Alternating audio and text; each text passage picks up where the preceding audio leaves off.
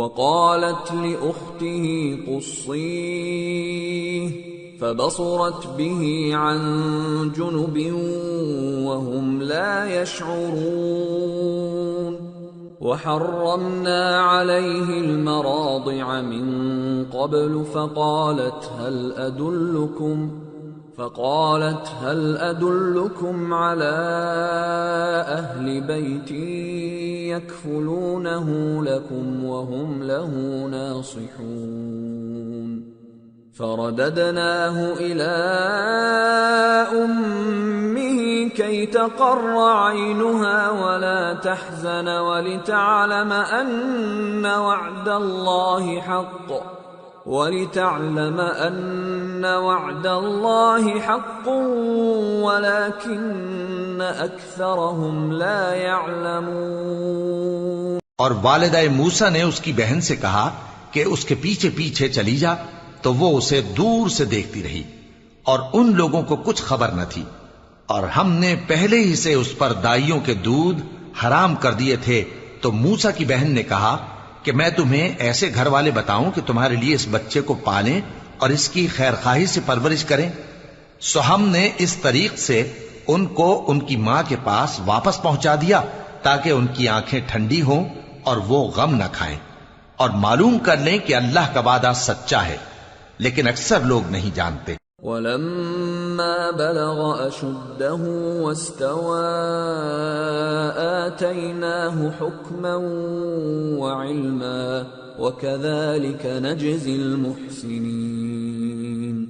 ودخل المدينة على حين غفلة من أهلها فوجد فيها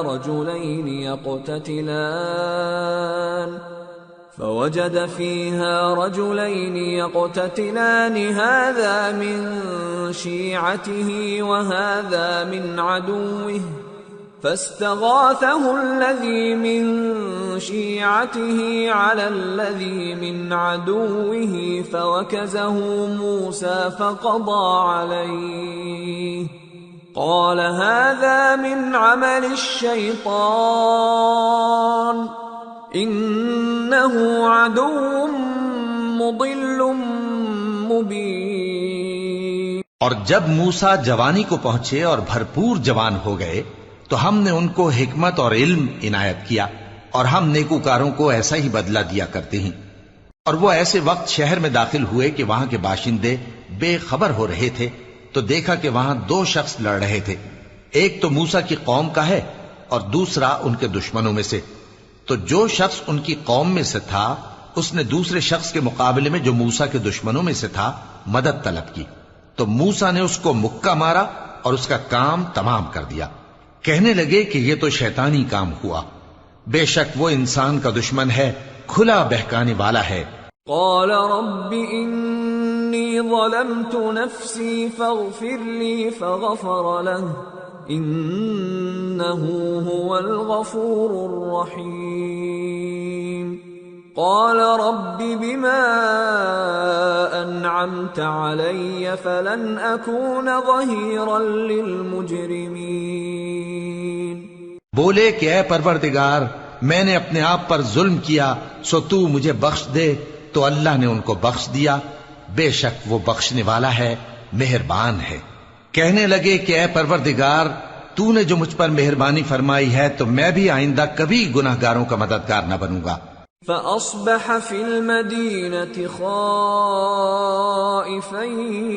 يترقب فإذا الذي استنصره بالأمس يستصرخه قال له موسى إنك لغوي مبين.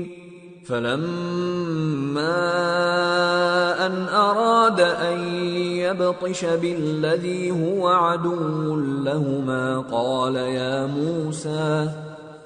يا موسى أتريد أن تقتلني كما قتلت نفسا بالأمس إن تريد إلا أن تكون جبارا في الأرض وما تريد أن تكون من المصلحين.